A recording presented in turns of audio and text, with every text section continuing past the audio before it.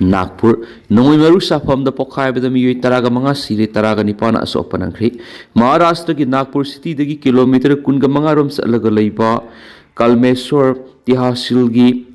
Raulgaon Kungangali Nongoi Maru Amadi Atopa Pokai Biaba Polam Sing Sapa Mapamada Kanghotuna Pokai Rapada Miyoi Taragamanga Sire Masum Atopa Taraganipana Satina Asopanangri Local residents in the Puntoki Pokai Bigi Taudo, Narang Ayuk Punktare Romta, but Hokipani, Ahanbada, no may trimping plan area, the Pokai to the May Salaki, Masum, Salaki, Mayeduna, Sandurak to the factory, Siki to one sections in the Matang Pokai Kipni Hadi. Factory is the Miyoi Kuntraga Mangarum, Tabak Subani, Makogi Tabak Subigi Matamasi Ayuk Punktaruk the Yahoni, Maramaduna, Pokai Bigi Taudo Tokiba Matamaduda, Walker Ayamba factory Manung the Lake Hadi. Local MRA Saran Singa Takuna Pokai Taudo Duda, Miyoi Taragamanga Siki Habedu Asumbani, Hana Fungo Kipagaloina, no my Maru Sariba factory as he, Septi Guebas Nakanglon Singa Tabak Toram Dabada Natana, Tabak Piram Libu Walker Singashida, Matauda, training Sing Piram Trip, Taudo Sigi Matanga, Madi, never sing a Kupnatizin, Halagani, Haikenesu, Paus the Makatana Fundurakli.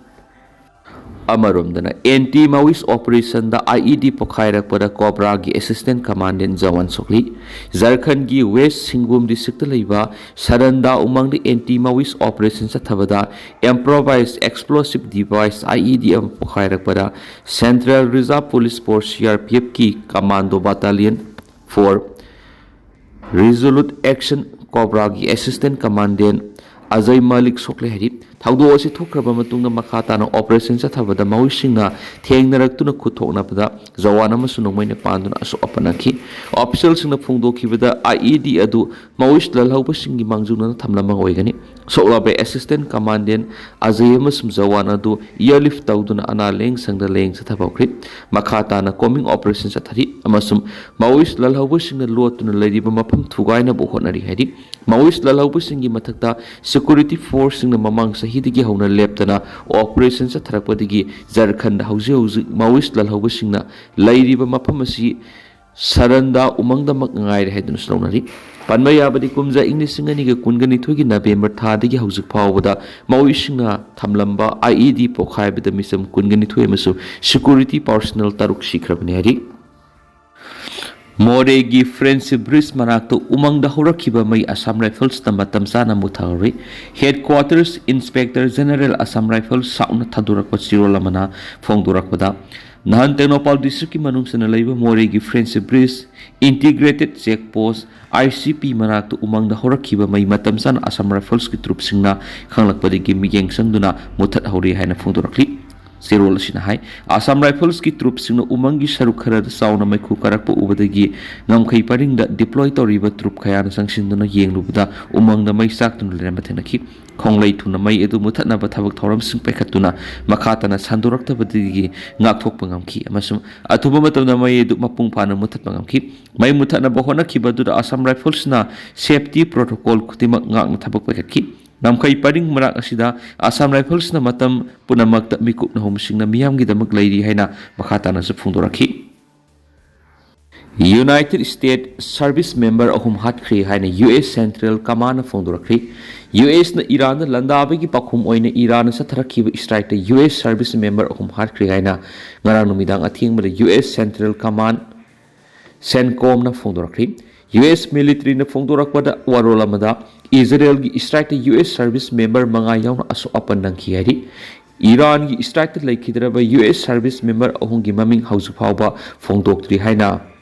CENTCOM na phongdokrip. US na Iran gi mathakta operation sa thabi gi warol piraduna President Trump na America gi hero singi punsi mangbi yay masum aso apan kya yawrapasiyay. Masipunamak lan gi thawdok na haki US Central Command Iran gi lan gi jahaz ama US lanmi na mangtakan kri haina su thamlaki bagaloina US na Operation Epic Fury hawkibadagi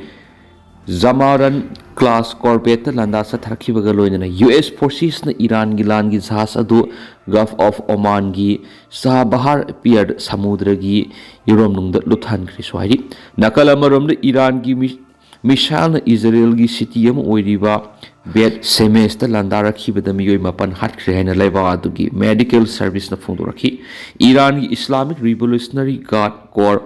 IRGC na USS Abraham Lincoln da ballistic missile mari kapsinduna landaki haidi US igi konung Dubai Qatar gi konung Doha Bahrain amasung Kuwait su Iran air strike taduna landaki haidi nakala da US amasung Israel na Iran gi Minafta laiba school amada nahan landarakibada angang samag yankai gomdai sikri haina Iranian office na phongdorakri school adu da misal ahum kapsinduna landarakibene haidi Iran asu Middle East da laiba US ki tuan ba base sing da akan mamon attack sathaki haina su paus da makata na phongdorakli Misa miyam gi khansi punamang na puning phathabiyu India West Asia Middle East maru oina Iran amasu Gulf region da oiragliba phiwa misida nungnang bu phungtukladuna India gi Ministry of External Affairs MEA na misa miyam gi damakhanduna party khudimana puning phathasi hain appeal tawkhri